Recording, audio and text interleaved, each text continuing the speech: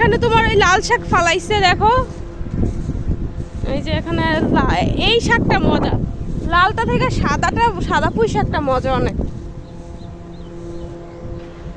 এই যে এদিকে লাল শাকের ইয়া ফালাইছে, বিচি ফালাইছে, এটি আর 2-1 সপ্তাহের মধ্যে ভালো ইয়ে হয়ে যাব।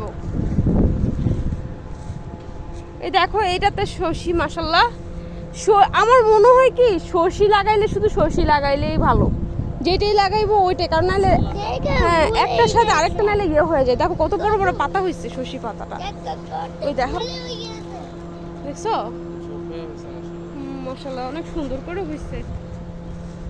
এটা নিচে দেখি,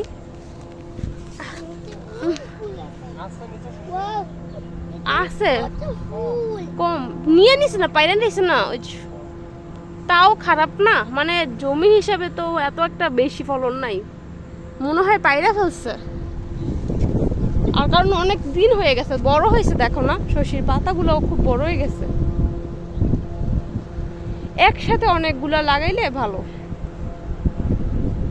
আর সামনের দিকে যাই, আসো এদিকে, ওই দেখো এইদিকে, এটা কদম গাছ না, কদম ফুল, ওই যে এটা, এটা আরে দেখবা, আসো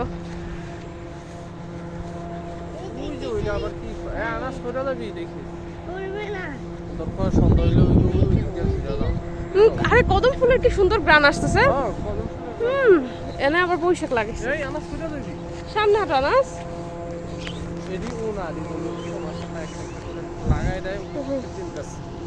ও আনাসে দেখো না গাছের মধ্যে যাতে না লাগে, আনাস ভালো লাগতেছে।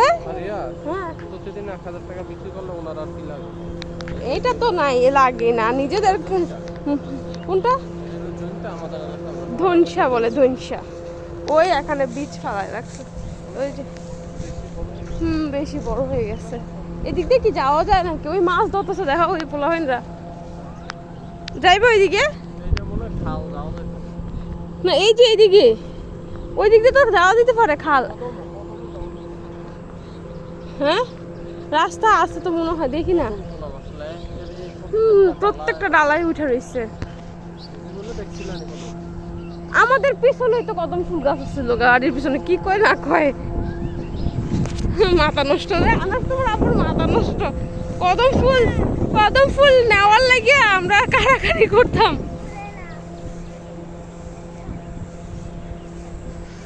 কদম ফুল নেওয়ার ইচ্ছা করতেছে কিন্তু নিতে তো পারবো না। আর কত হেলেঞ্চা শাক উঠে রয়েছে,